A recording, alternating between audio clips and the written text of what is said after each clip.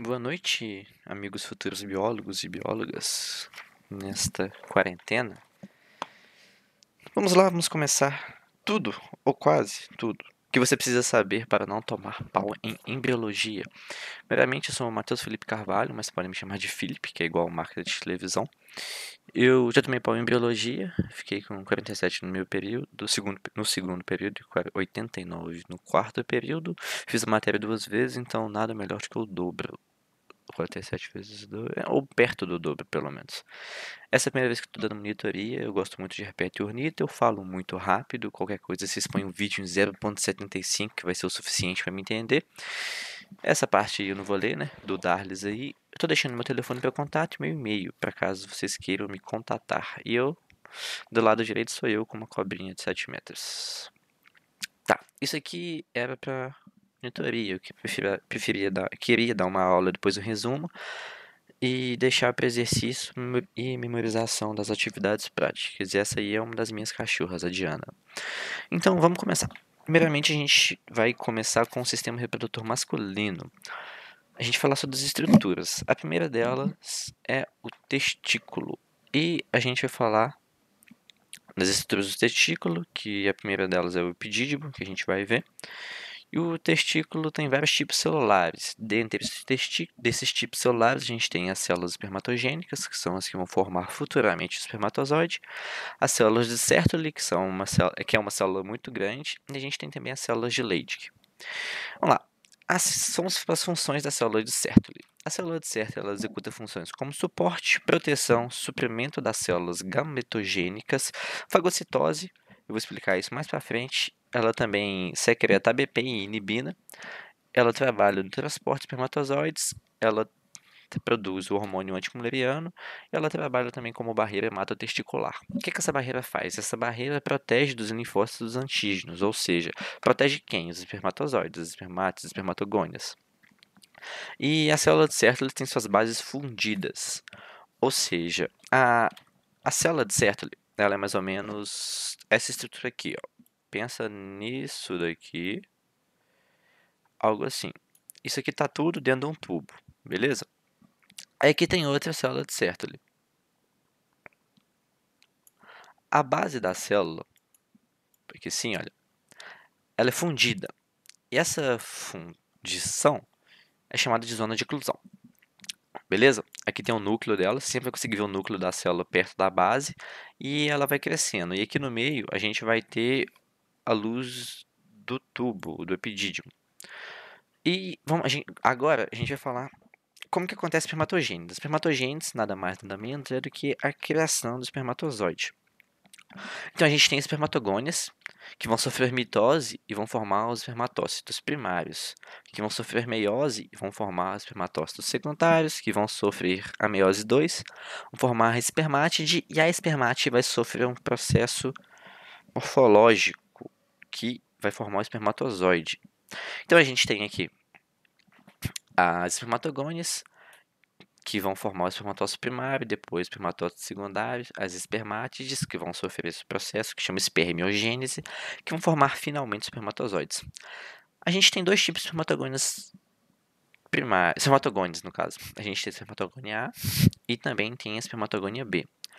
A espermatogônia A, ela sofre um processo mitótico e forma mais espermatogônias A. Ela não sofre diferenciação.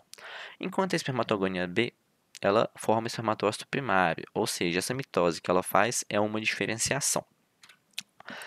E vamos lá, a espermiogênese, como eu expliquei agora há pouco, é um processo morfológico em que uma célula que é redondinha, que é as espermátides, vão sofrer para formar esse troço aqui que a gente chama de espermatozoide, parece um girino. E o que acontece na espermiogênese? A gente tem a formação do acrossom, que é essa estrutura que está na cabeça do espermatozoide, que a gente chama. É um saco de enzimas. Mais pra frente vocês vão entender a função dela. Tem a condensação e formação do núcleo. O núcleo se condensa, só que, tipo assim, o núcleo é muito grande. O DNA é muito grande. E o DNA vai dobrando, espiralando e ficando dentro do núcleo. A gente tem que colocar muito DNA no espaço muito pequeno. A gente tem o desenvolvimento do flagelo, que é esse troço aqui, que serve para movimentar. E a gente tem a perda da maior parte do citoplasma. Lembra que eu falei que... Vou voltar aqui rapidinho. Que a célula certa faz fagocitose? Essa fagocitose que ela faz é para fagocitar esse citoplasma. Então, o citoplasma que os espermatozoides perde na espermiogênese é fagocitado pela célula de Sertoli. Ele tem um núcleo, a cabeça dele. A gente tem aqui as mitocôndrias, que tem função...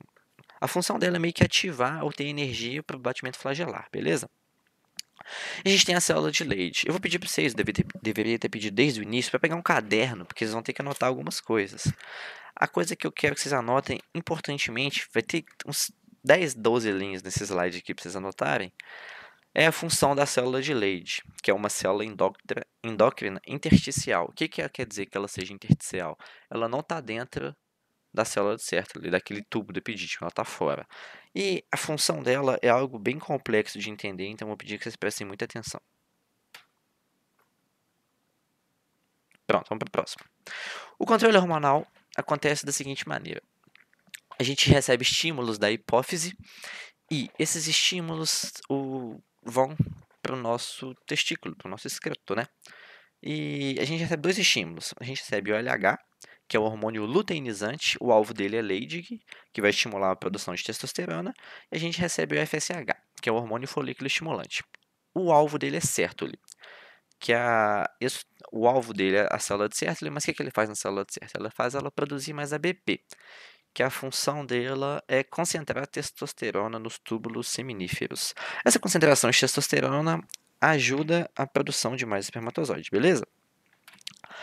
E a gente tem também o epidídimo. O que é o epidídimo? É isso tudo que você está vendo aí, basicamente.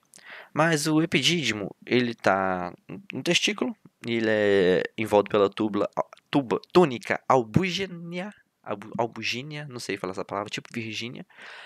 E essa túnica protege, né? Além disso tudo, a gente tem os ductos epididimários. O armazenamento e a maturação dos espermatozoides acontecem na cauda do epidídimo, que está aqui embaixo, vocês conseguem ver pela legenda. E as células do ducto epididimário vão interagir com o fluido testicular, trocando íons e ativando as enzimas glicolizadoras. Ou seja, as células do ducto epididimário, elas acabam interagindo com o líquido que a gente tem dentro do testículo. E essa interação vai acabar ativando essas enzimas, que mais pra frente a gente vai falar delas. A gente tem as vesículas seminais também. E o que as vesículas seminais secretam? Primeiramente, vitamina C, flavinas, prostaglandinas, seminogelinas, enzimas, proteínas e frutose. Frutose, por isso que o povo fala de um também da abacaxi, mas eu não sei se é verdade ou mito, né? Vamos lá. As prostaglandinas, elas promovem contrações na parede uterina, favorecendo o deslocamento dentro do útero, juntamente com as seminogelinas, que formam uma rede que coagula o sêmen, prendendo dentro do canal vaginal. O que isso possibilita? Essa é uma estratégia muito interessante, por quê?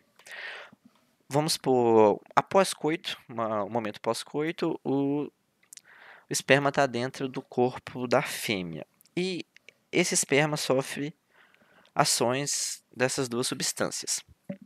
Essas substâncias vão fazer com que o sêmen coagule, ou seja, ele fique mais denso, ele não escorra do canal vaginal para fora. E além disso, vai estimular a parede do útero para movimentar ou favorecer o deslocamento dentro do útero. Como é que fala? Fazendo com que a fecundação se torne um pouco mais fácil. A gente tem a próstata também. A próstata tem a abertura dela direta na uretra. Ela secreta enzimas proteolíticas, fosfatase ácida prostática, PS, acho que é o PSA, não sei. Não, PSA é outra coisa. Secreta um PSA e também secreta um zinco. O PSA, ele ajuda a liquefazer a rede produzida pela seminogélina, de pouco em pouco favorecendo o processo reprodutivo. Então vamos lá.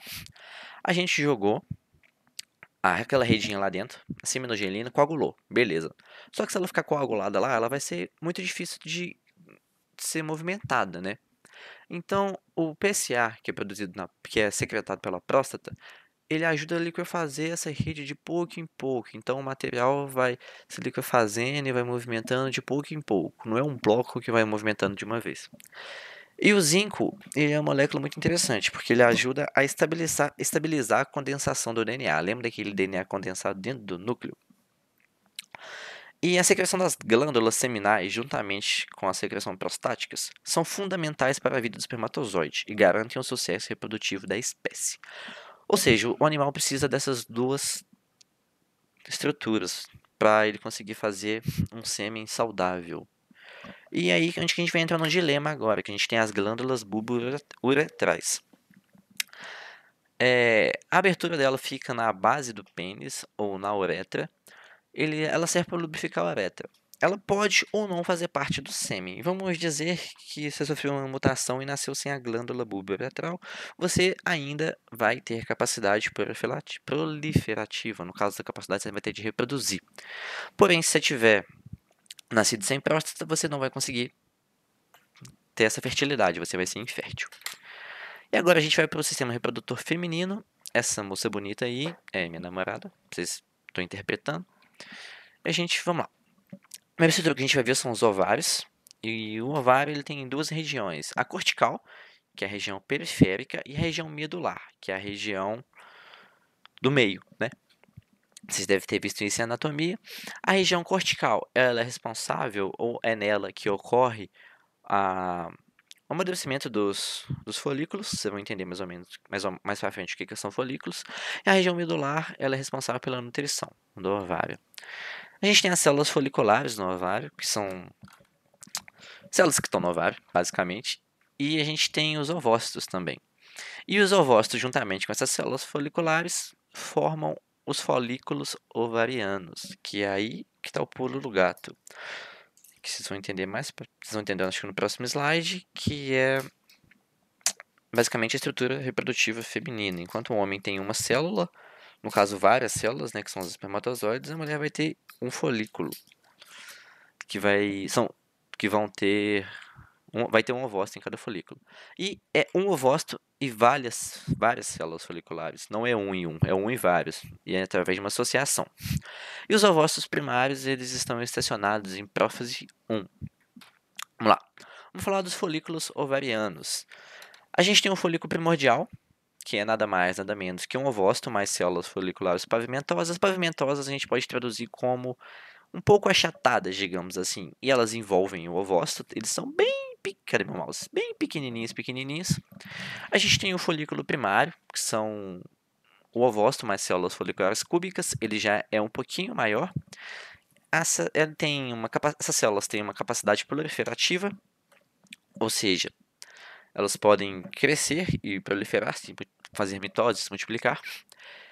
Ele tem uma capacidade secretora também, que secreta hormônios, elementos de meio extracelular, tais como glicoproteínas. Essas glicoproteínas, elas vão formar uma parede, uma redezinha que vai envolver o ovócito.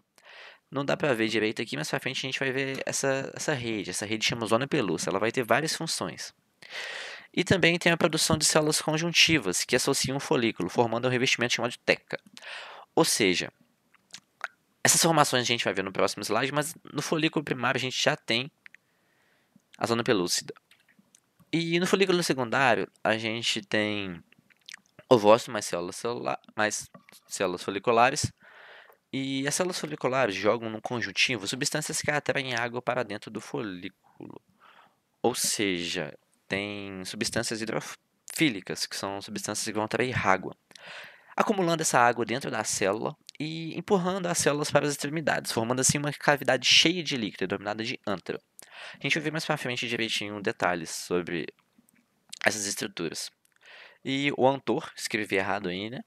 O antro se expandiu, a teca se organiza e passa a ter duas tecas, a interna e a externa. Quando o antro se forma, ele separa as células foliculares em três populações. Essas três populações são as células da granulosa, a corona radiata e o cúmulo óforos. Vamos lá. O cúmulo óforos é esse grupo celular que vai separar as células da granulosa da corona radiata, ou seja, esse grupo celular encontrado nessa região aqui. A gente tem a zona pelúcida, que é essa redezinha fininha que envolve o ovócito.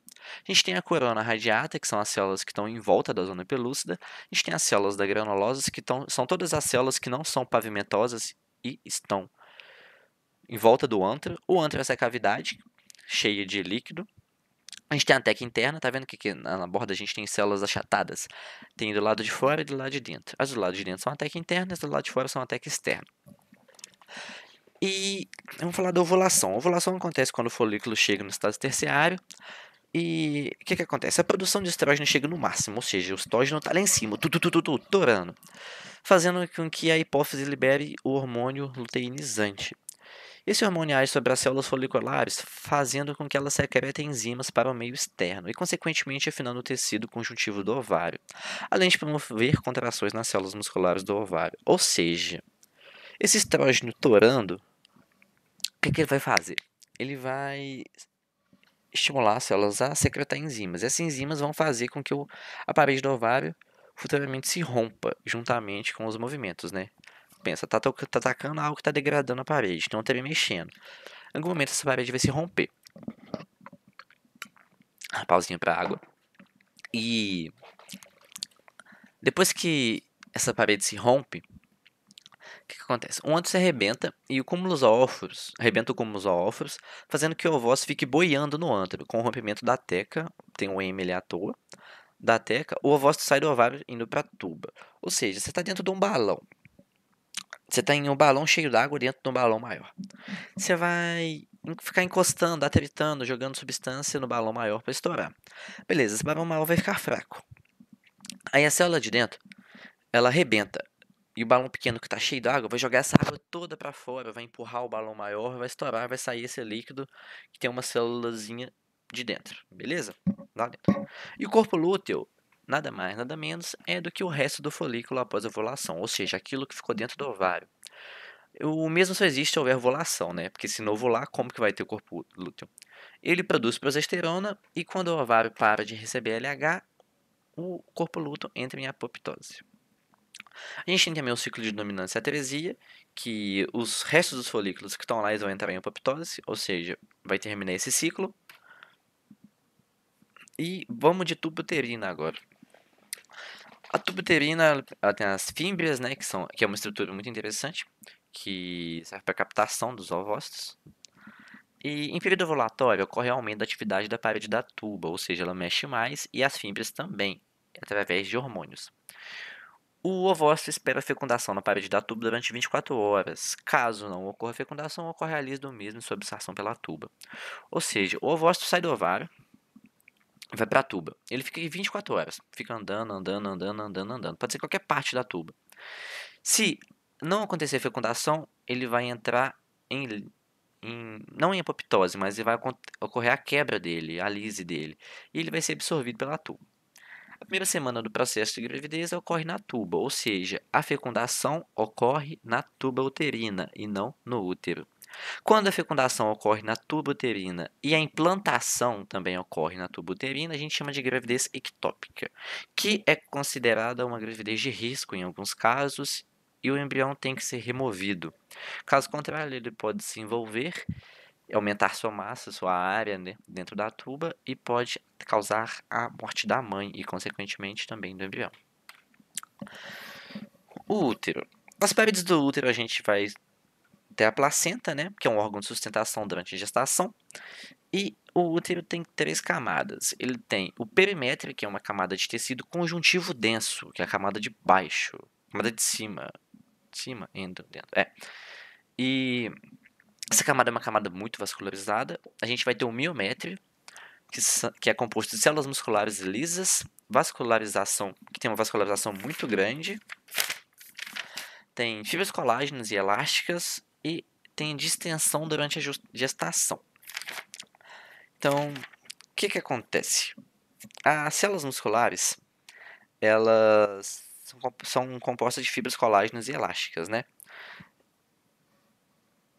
E elas são responsáveis por essa distensão. E essas fibras reticulares, elas mantêm a organização das células musculares, ou seja, é tudo um conjunto. Não pensa nisso como coisas separadas, está tudo um influenciando o outro. A gente também tem o endométrio. O endométrio é uma camada onde ocorre o processo de desenvolvimento do embrião, ou seja, onde o embrião vai ser fixado, e é uma camada adaptada para receber o embrião. Ela vai sofrer várias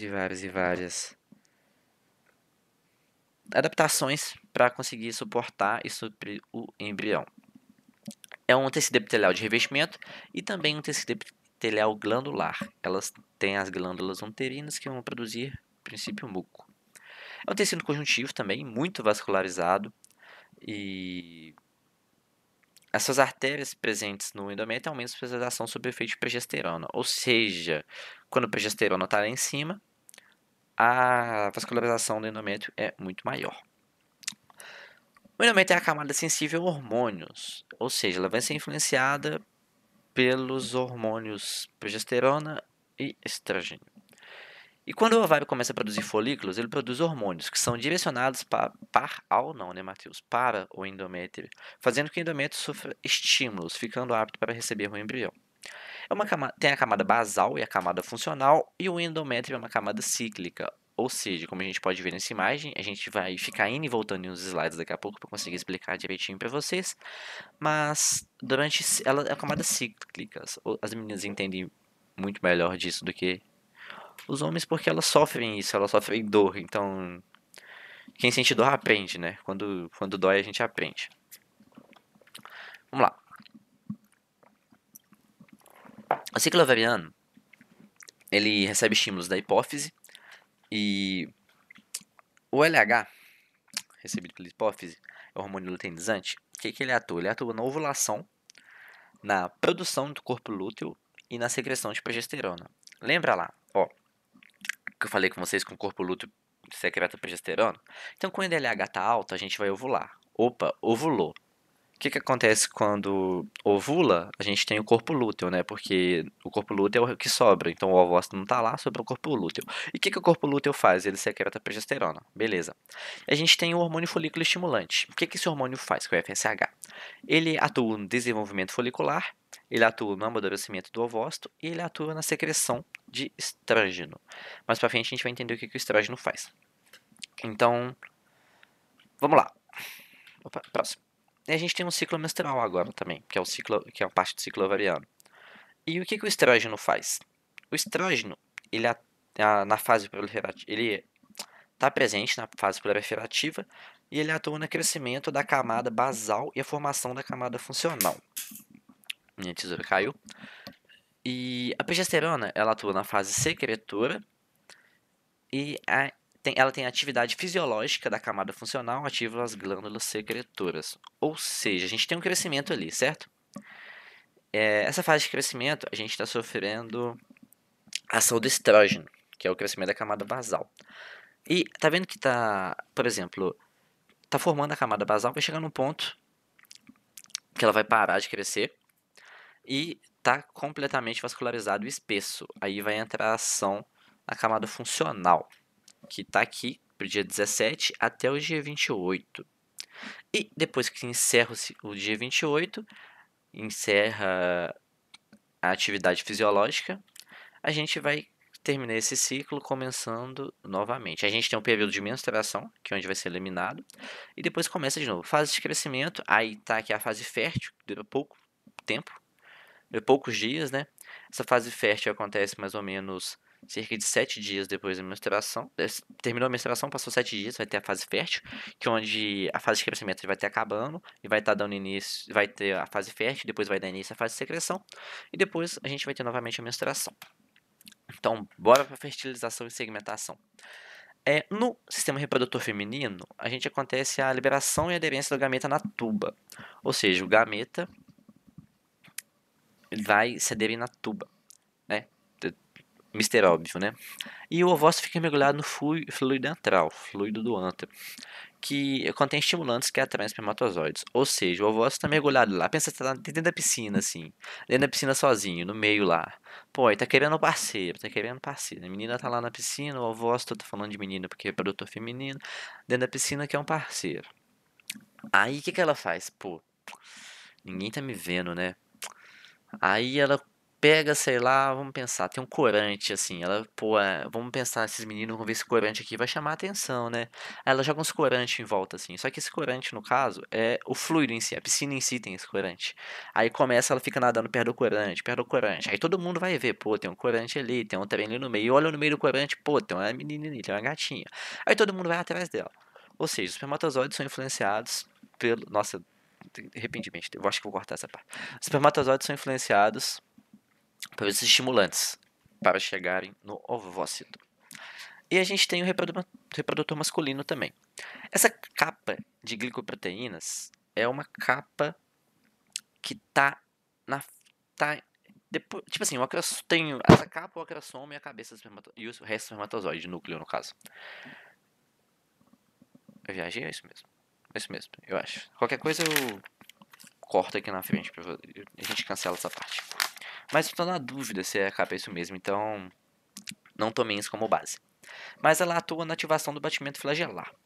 E essa capa precisa ser quebrada para que o processo do acrosoma seja esse mesmo, ela mesma, seja possível. A quebra dessa capa ocorre no útero, graças à secreção proveniente das glândulas uterinas, assim, lembra das glândulas uterinas lá atrás? E esse processo é denominado de reação de capacitação do espermatozoide, ou seja, o espermatozoide vai sofrer duas reações, a capacitação e a reação acrossômica. No total, para formar o espermatozoide está top, pronto para encontrar um ovócito e fecundar, ele tem que sofrer espermiogênese, né, para ele virar espermatozoide, e depois ele tem que sofrer essa reação de capacitação. E vamos supor que você tem um espermatozoide que está lá de boaça. Nadou, encontrou a gatinha no meio da piscina, e o que acontece agora? A gente tem que acontecer a passagem do espermatozoide pelas células foliculares. Vocês lembram lá que tinha a corona radiata, que é a célula que fica em volta do ovócito? A gente também tem a zona pelúcida, que está entre a corona radiata e o ovócito. Para a gente passar a corona radiata, é bem simples, é só nadar. Pensa que tá bem denso assim. Você tá chegando na gatinha, só que a água fica densa, você tem que nadar, aí o batimento flagelar. E na zona pelúcida, vai ser o bate-papo que você vai ter com ela, digamos assim, que é a reação acrossômica, que é mais complicado. E na reação acrossômica, quando que acontece? Quando dá o início? Quando o espermatozoide ele chega na zona pelúcida. Então, ou seja, é a segunda etapa, porque a primeira etapa é a passagem da corona radiata, que acontece através do batimento flagelar. E o que acontece? A gente pode ver pelos desenhos aqui, que foi um artista que fez, não sei quem foi, que acontece o rompimento da membrana plasmática, que é essa de fora do espermatozoide, e da membrana do acrossomo. Essas membranas se rompem e formam poros. Ou seja, a do acrossomo se une com a membrana plasmática, formando essas membranazinhas, porém formam poros entre elas. Por esses poros acontece a liberação de enzimas. E essas enzimas vão cair na zona pelúcida, rompendo em pontos específicos da zona pelúcida, vão deixar os receptores dela expostos. Informação de esporos eu já falei.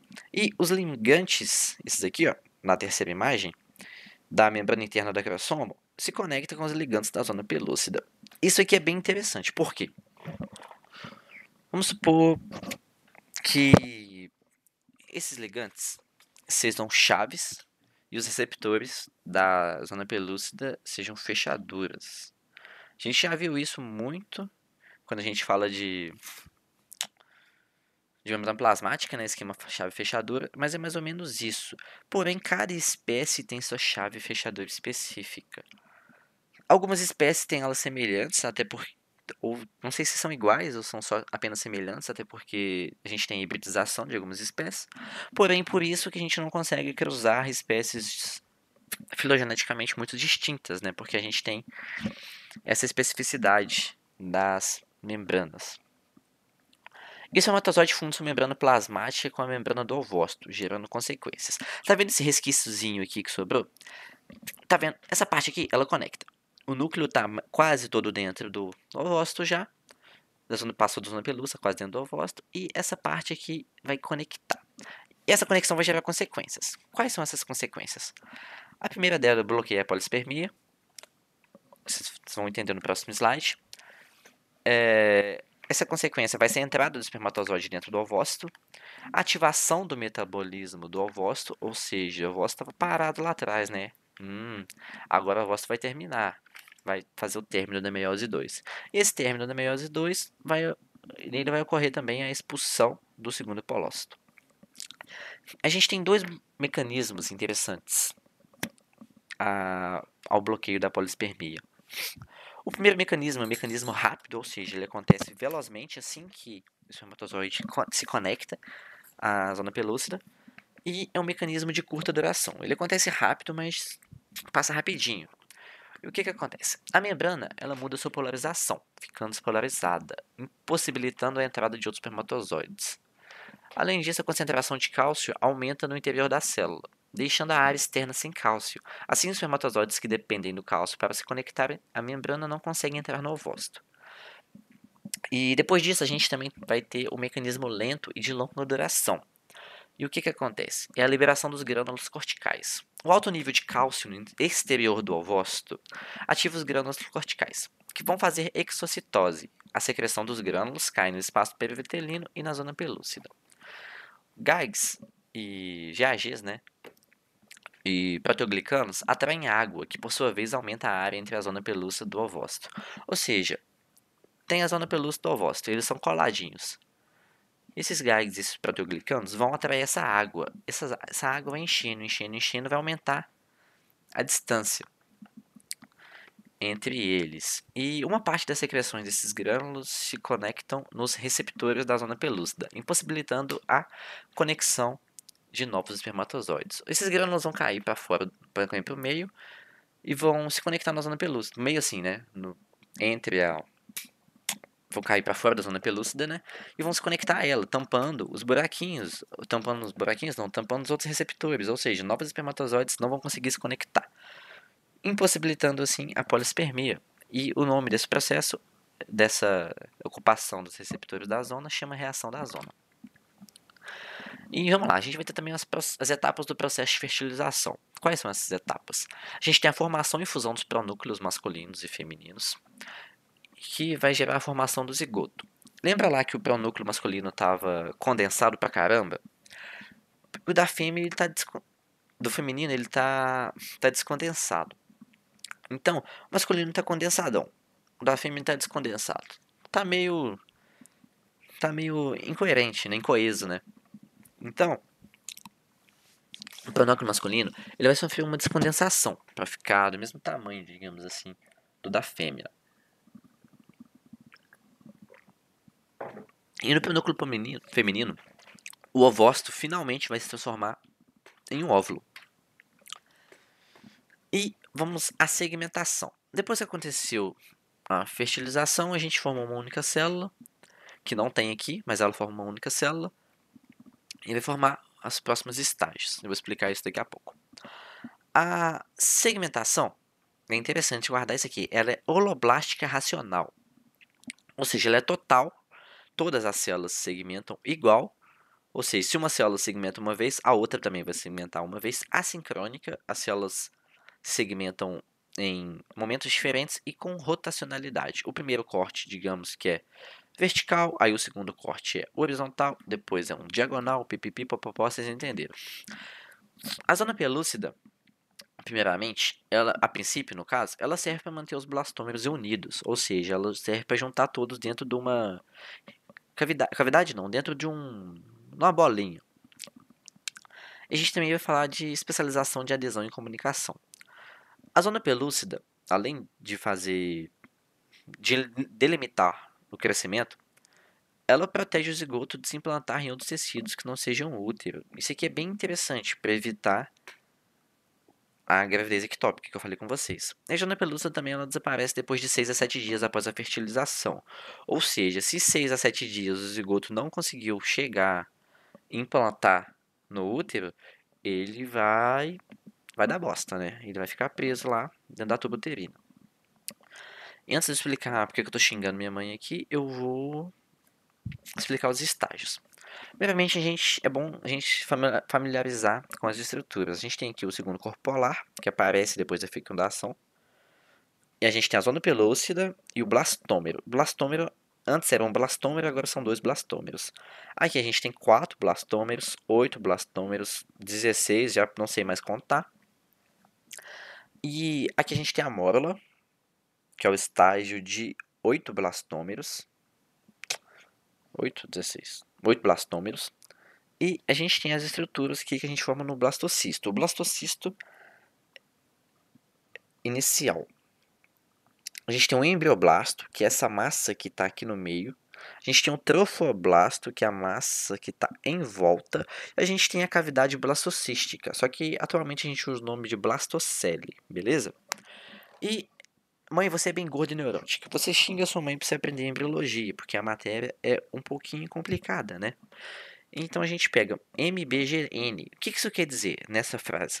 São as fases. A gente tem a mórula, a blástula, a gástula e a neurula. Então você xinga sua mãe. Mãe, você é bem gorda e neurótica. Repete comigo aí. Mãe, você é bem gorda e neurótica. Não repetiu, eu sei porque isso é um vídeo, mas por favor, repete pra você não esquecer e pra sua mãe te xingar escutando você falar isso, aí você nunca mais vai esquecer. E isso aqui é interessante porque pra você saber as fases que acontecem. Pra você ter um pensamento linear. E bora de mórula. Antes disso, se vocês quiserem dar uma pausa, dá uma pausinha no vídeo aí. Vão lá beber água, abraçar o cachorro, dar uma cotovelada no cotovelo do seu pai para não pegar na mão por causa do coronavírus, né? E vai lavar a mão, porque é importante escovar dente também. Isso é higiene básica, né? Antes de voltar pro vídeo, agora vamos lá pro vídeo, pra dar uma esfriada na cabeça. A mórula, o que é a mórula? A mórula é um conjunto de blastômeros especializados. Esse conceito aqui é interessante, porque você tem que saber esse conceito, porque é algo bem, bem específico. A mórula é um conjunto de blastômeros especializados com capacidade de adesão e comunicação. É uma massa compacta, beleza? E quando ela se aproxima do útero, os blastômeros atraem o fluido, acumulando no centro da célula, formando uma cavidade chamada blastocele. Ou seja, a mórula é uma bola compacta. Quando ela está se aproximando do útero, começa a entrar água, entrar água, entrar água, formando essa cavidade aqui, que a gente viu lá atrás, que é a blastocele. E esse azulzinho aqui, como é que é o nome? Isso mesmo? Isso, embrioblasto. Boa, moleque. E a capacidade que tá... A capacidade... As células que estão em volta começa com trofo, termina com blasto. Se você disse trofoblasto, você acertou. E a blástula? Só para fixar aqui. Tem vários blastômeros em volta, formando o trofoblasto. Tem aqui no meio, que é o embrioblasto. E a gente tem um blastocisto, que é o nome da célula que a gente encontra na blástula. Que tem a blastocele, que é a cavidade central. Tem o trofoblasto, que é o que está em volta, e a gente tem o embrioblasto, que é essa concentração de células aqui. E vamos fechando nossos slides aqui, para a gente entender. Vamos lá, vamos falar de gravidez gemelar, gemelaridade, gêmeos, isso tudo aí que você já viu e conhece. A gente tem dois tipos, a gente tem a dizigótica e a homozigótica. A dizigótica é bem simples, são dois ovócitos, dois espermatozoides, placenta e saco fundidos. Beleza? Ou seja, dois ovócitos, placentas e sacos separados. Escrevi fundidos ali. Ignora fundidos. Viajei nisso aqui, não está fundido. Olha para a imagem ali, vê separado. O placenta e sacos separados. Então são dois ovócitos, a gente pode ver aqui, fecundados por dois espermatozoides. E a placenta é separada. Beleza? Dois ovócitos são fecundados por espermatozoides diferentes, apenas um em cada ovócito, formando dois zigotos. Esses dois zigotos vão ser presos no útero, né? E fica lá e criam ver duas pessoas. E formam dois indivíduos geneticamente distintos. Ou seja, se você é um gêmeo de gravidez dizigótica, você pode parar de sair falando na rua aí que você é gêmeo idêntico, mas é diferente. Às vezes você só é desinformado mesmo. Que acontece muito, né? E também a gente tem a gravidez homozigótica. Vocês podem perceber um negócio interessante. Dizigótica, dois zigotos. Homozigótica, um zigoto. É um ovócito que é fecundado por um espermatozoide. E a gente tem dois mecanismos. Cada blastômero forma uma mórula. Vamos voltar ali, ó, para vocês entenderem. Ou seja, cada blastômero desse aqui vai formar uma mórula. Ou seja, eles meio que voltam em estágio. Então aqui vai ter 4 células também. Só que meio que vai ser esse estágio. Então cada blastômero desse aqui vai formar uma mórula. Então, e tem a separação do embrioblasto no blastocisto. A gente vai ter o blastocisto e esse embrioblasto vai vir um para cá e um para lá. Vão ser 2 embrioblastos e cada embrioblasto desse vai formar um novo indivíduo. E um óvulo é fecundado por apenas um espermatozoide formando um zigoto. Os blastômeros do mesmo zigoto desenvolvem separadamente e formam-se 2 indivíduos geneticamente idênticos. Ou seja, gravidez gemelar homozigótica sim forma gêmeos idênticos. E aí, esses gêmeos idênticos vão compartilhar a mesma placenta e vão ter bolsas separadas, beleza? Aqui são placentas separadas, bolsas separadas, tá vendo? Aqui placenta, mesma placenta e bolsas amnióticas separadas. Eu devo ter dado uma trocada porque parece trava-língua, vocês terem aí tudo, mas vai pela imagem. Eu peço perdão. E finalizando, eu gostaria de deixar uma frase de um cara que eu gosto muito, que é o Goku. E pra gente enfrentar, a gente tá enfrentando uma pandemia, né, tendo essas provas online aí que não são tão interessantes quanto as provas presenciais, e eu gostaria de deixar essa mensagem dele, que pesadelos não duram para sempre. Um dia você acorda e eles se foram.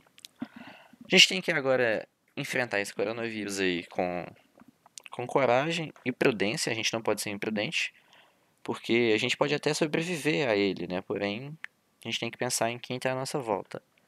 E ser inteligente também, né? Conscientizar as pessoas mais velhas, as pessoas mais novas, talvez porque elas não têm tanto acesso à informação. Quando seu tio sai espalhando as fake news lá que ele ouviu do Bolsonaro, na internet, as fake news lá, você escuta com ele assim e fala, tio, que vamos lá, vamos nos informar, né? Vamos nos informar. E se ele for ignorante, você faz o seguinte, ignora, né? Ignore pessoas ignorantes, não perca seu tempo com elas. Porque se você tentar discutir com uma pessoa ignorante, você vai ter que abaixar seu nível para ela e, consequentemente, você vai perder porque ela tem mais experiência. Mas enfim, pesadelos não duram para sempre. Um dia você acorda e eles se foram. Então a gente vai esperar isso junto. E futuramente, esperamos que isso seja uma consequência, né? Gere uma consequência que a gente passe a ser mais valorizado, né? Os biólogos. Então, gente, muito obrigado. Esse sou eu. Até mais e boa sorte na provinha. Um abraço e fui.